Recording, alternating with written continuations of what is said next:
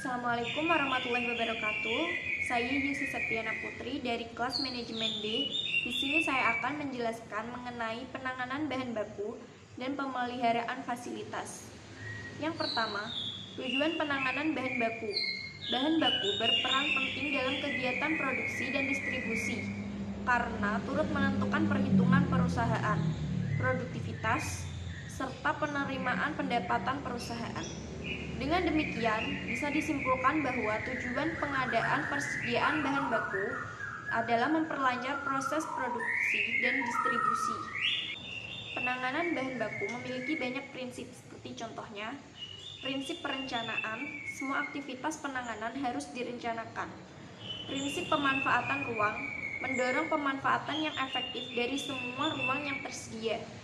Prinsip muatan unit, meningkatkan kuantitas, ukuran, dan berat beban yang ditangani. Prinsip gravitasi, mendorong penggunaan prinsip gravitasi dalam pergerakan barang. Pemilihan perlengkapan untuk penanganan bahan baku. Saat ini banyak sekali peralatan-peralatan penanganan bahan baku yang ditujukan untuk berbagai kebutuhan proses material handling, sehingga kita perlu memilih peralatan mana yang paling cocok untuk kebutuhan penanganan bahan kita. Faktor-faktor yang harus dipertimbangkan dalam memilih peralatan penanganan bahan ini diantaranya sifat-sifat material.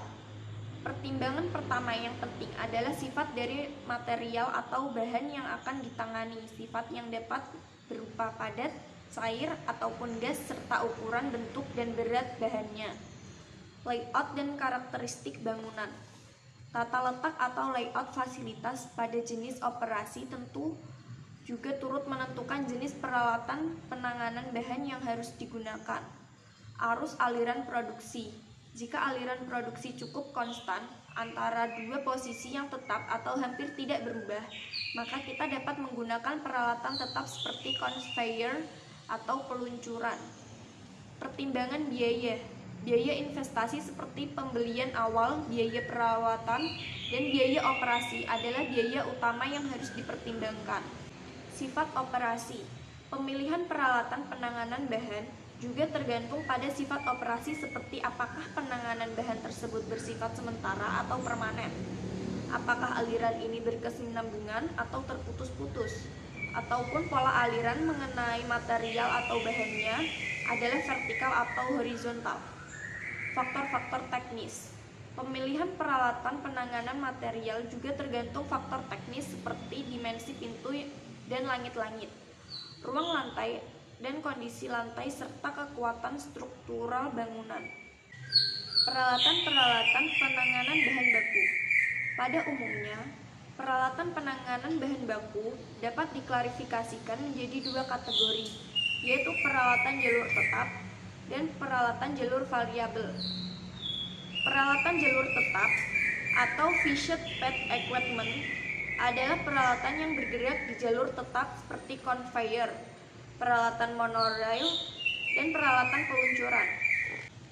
Peralatan jalur variabel atau variable path equipment, peralatan bergerak yang tidak memiliki batasan dalam arah gerak.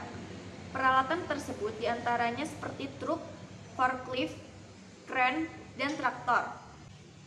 Evaluasi sistem penanganan bahan baku.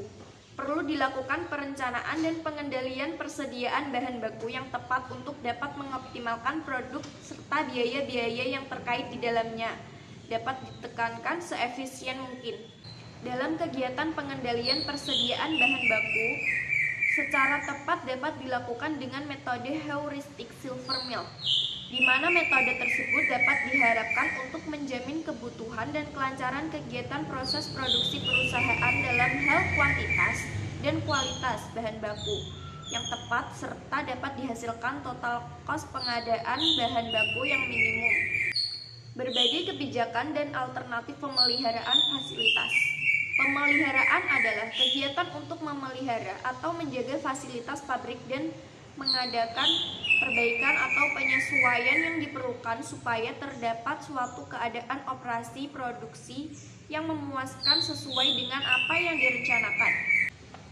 Tujuan pemeliharaan, menjaga agar sistem yang ada dapat berjalan sebagaimana mestinya dan juga untuk dapat mengendalikan biaya baik untuk pencegahan maupun perbaikan jika terjadi kerusakan efisien dalam pemeliharaan.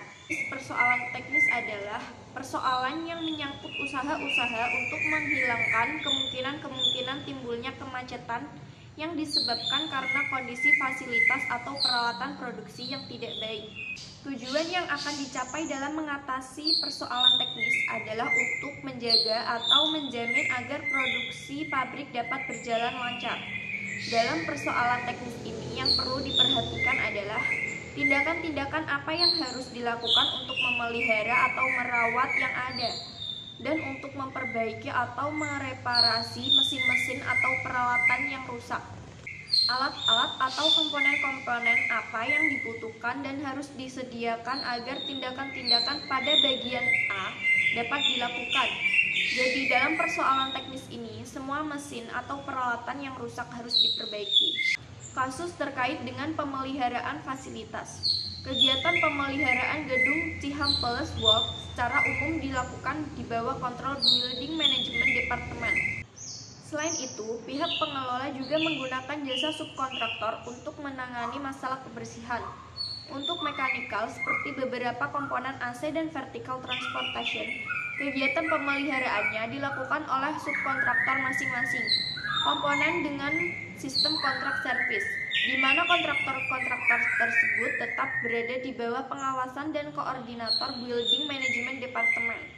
Jenis pemeliharaan yang dilakukan di Ciwok diantaranya adalah preventive maintenance, dilakukan secara rutin oleh cleaning service, misalnya membersihkan lantai, membersihkan kaca, dan menyapu sampah. Corrective maintenance dilakukan apabila terjadi kerusakan pada alat atau suatu elemen bangunan sehingga tidak dapat beroperasi, misalnya pada electronic emergency. Maintenance dikerjakan jika ada kerusakan yang harus segera diperbaiki melebihi rencana yang ditetapkan.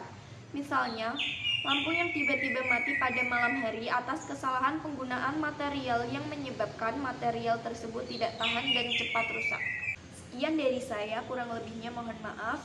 Wassalamualaikum warahmatullahi wabarakatuh.